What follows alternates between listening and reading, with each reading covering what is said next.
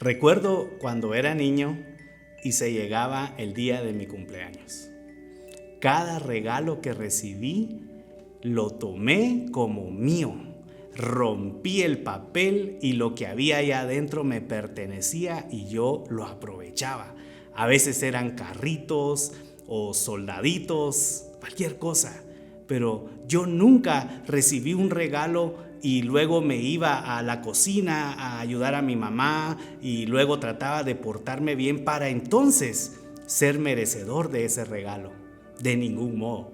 Simple y sencillamente cuando me decían esto es tuyo, yo con fe lo recibía y lo disfrutaba al máximo. Lucas capítulo 18 verso 17 dice: les aseguro que el que no reciba el reino de Dios como un niño, de ninguna manera entrará en él. Para vivir en el reino necesitas fe. Y para entender la fe, tienes que observar a los niños. Jesús puso un parámetro muy extraño para su época. No habló de los patriarcas, ni habló de los grandes estudiosos de la ley, sino que hizo referencia a los niños. Una de mis anécdotas favoritas de cuando mi hijo era pequeño, tenía alguna fiebre o algún dolor, mi esposa se sentaba en la cama con él, lo acariciaba y le decía: vamos a orar para que el Señor Jesús te sane. Y empezaban a orar: Señor Jesús, te pido que sanes a mi hijo. Y él se le quedaba viendo a su mamá y le decía: no está funcionando. Y ella continuaba orando y él le decía: no funciona. ¿Por qué? Porque los niños entienden las cosas sin ningún complejo. Cuando a él se le decía: Jesús te puede sanar, él no esperaba otra cosa que no fuera una sanidad completa e inmediata. Ellos no entienden de cláusulas o términos medios en las cuales si tú oras tienes entendido de que tienes que esperar a que tú hagas algo para entonces propiciar la gracia de Dios y que entonces tu oración, gracias a lo que tú has hecho, pueda concederse. La palabra de Dios en Juan capítulo 16 verso 24 dice: pidan y recibirán para que su alegría sea completa. Qué dinámica tan sencilla nos expone nuestro Señor Jesucristo. Pidan y recibirán, sin pasos intermedios, sin trámites. Sin embargo, los adultos tendemos a pensar que cuando pedimos no recibiremos, a menos de que nos portemos bien, a menos que no hagamos enojar a Dios en el proceso de esperar por nuestra respuesta. Estamos tan acostumbrados a creer en nuestros méritos, pero los niños no son así.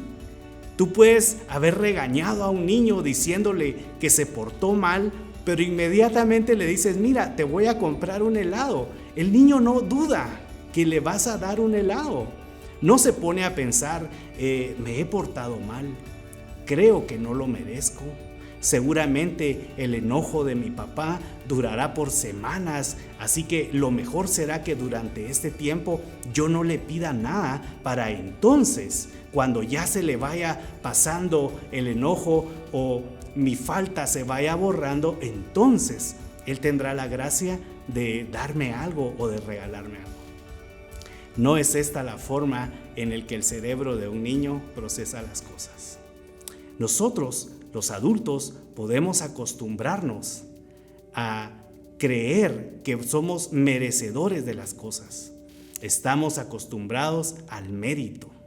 Quiero hablarte sobre 3 temas que he escogido para que tú entiendas que hay cosas que estorban tu fe. El primero de ellos es ignorancia de la palabra de Dios. La Biblia es tan poderosa. Sus consejos y la forma en que te revela no solo el poder de Dios, sino el amor que Él siente por ti. Dice Romanos 8:32, el que no escatimó ni a su propio Hijo, sino que lo entregó por todos nosotros, ¿cómo no habrá de darnos generosamente junto con Él, o sea, con Jesús, todas las cosas? No tenemos que tener miedo de pedir, ni tampoco miedo de recibir de su mano, porque Él nos ama tanto que no escatimó el amor ni el valor que su Hijo tenía para su corazón por nuestra salvación. Así nos ama Dios, así tenemos que entender su amor. Él está allí dándonos todo su amor, toda su protección y también todo su poder. Junto con Jesús, Él está dispuesto a darnos todas las cosas. Juan capítulo 1, verso 12 nos dice que a los que creyeron en Él, a los que le recibieron, les dio la potestad de ser hechos hijos de Dios. ¡Wow! ¡Qué grandiosa declaración! Es un poder, es una potestad el ser hijo de Dios. Mientras más conozcas su palabra, mientras más creas en Él, en sus promesas, en sus dichos, mientras más estudies todo lo que Dios hizo por los grandes hombres de la fe, más vas a tener la confianza de que Él puede hacer lo mismo por ti. Dios no ama más a Moisés que a ti. No ama más a Elías que a ti. Nos ama igual. Y así como estuvo para hacer grandes cosas en las vidas de ellos, también lo puede hacer en la tuya. Es importante que conozcas la palabra de Dios, que la escudriñes y que la creas. El otro estorbo que puedes encontrar para el desarrollo de tu fe es creer en tus méritos. A veces, cuando nosotros analizamos nuestras vidas, nos ponemos a ver todo lo malo que hemos hecho, todas las veces que hemos desobedecido a Dios, y como Adán tendemos a escondernos de Él, a separarnos, a apartarnos de su amor y de su presencia, pero también de su compañía. Creemos que no somos dignos. Adán se cubrió porque se dio cuenta que estaba desnudo y sintió vergüenza de presentarse así delante de Dios. Cuando nosotros pecamos, también tenemos vergüenza de presentarnos así delante de Dios. Pero es muy importante recordar una cosa en 1 de Pedro capítulo 2 verso 9, y dice: ustedes son linaje escogido, real sacerdocio, nación santa, pueblo que pertenece a Dios, para que proclamen las obras maravillosas del que los llamó de las tinieblas a su luz admirable. Nosotros somos la nación santa de Dios. Somos su pueblo que Él adquirió con precio de sangre. Sí, fuimos llamados a hacer obras maravillosas para que el mundo vea lo que Él ha hecho. Él ya nos sacó de las tinieblas y ahora vivimos en su luz admirable. Romanos capítulo 5 verso 1 nos dice: justificados pues por la fe, nosotros tenemos paz con Dios. Ya no hay guerra, ya no hay pelea, ya no hay una pared en medio de Dios y de ti. Ahora tienes acceso directo a su presencia porque ya fuiste justificado. Cuando Él te ve, ve a alguien justo.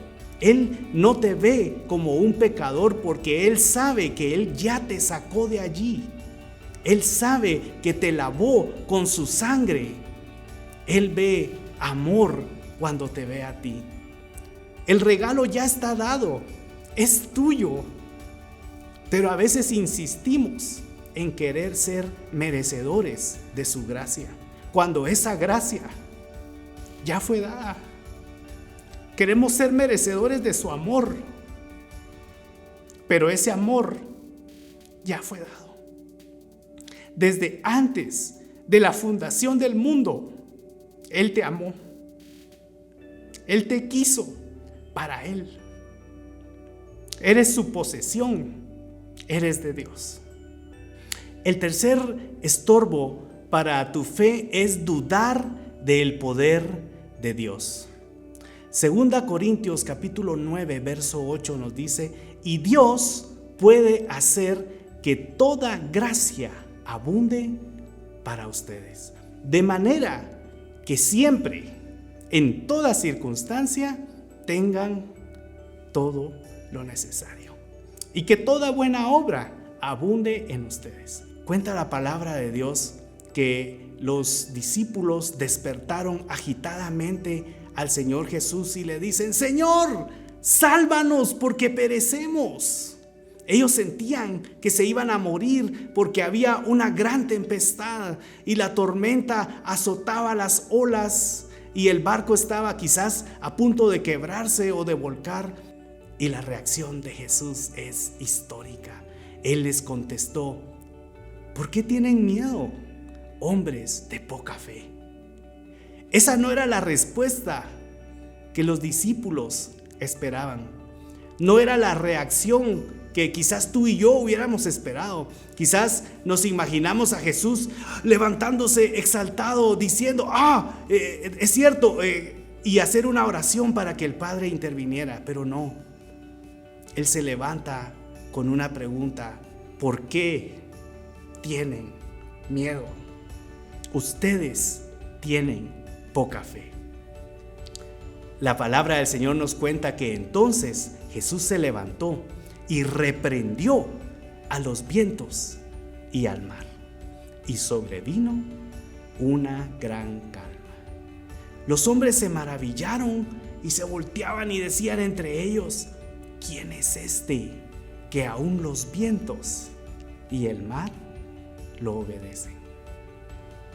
Quizás hoy en tu vida hay vientos contrarios. El mar está agitado y las olas te son contrarias. Sientes quizás que no vas a sobrevivir. Pero Jesús nos dice: ¿por qué tienes miedo?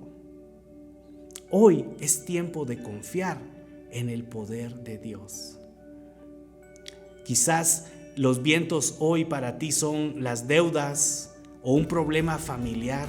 Quizás estás al borde de una ruptura matrimonial, o quizás alguien a quien tú amas está pasando una situación extremadamente difícil. La Biblia nos cuenta que con una sola palabra los vientos y el mar obedecieron a Jesucristo. Con una sola palabra Él puede hacer que los vientos y las olas de tu vida se calmen. Quizás tú has oído testimonios en la radio, en la televisión, y tú dices: ¡ala! A estas personas les pasan cosas tan especiales porque seguramente ellos tienen una gran relación con Dios. Yo quiero decirte que en mi vida he visto el poder de Dios manifestarse sobrenaturalmente, a pesar de quién soy yo. Hoy soy como ese niño que simple y sencillamente recibe lo que su padre le da. Creciendo juntos, que el Señor te bendiga y te guarde. Que el Señor te mire con agrado y se extienda en amor a ti. Que el Señor te muestre su favor y te conceda la paz. En el nombre de Cristo Jesús. Amén.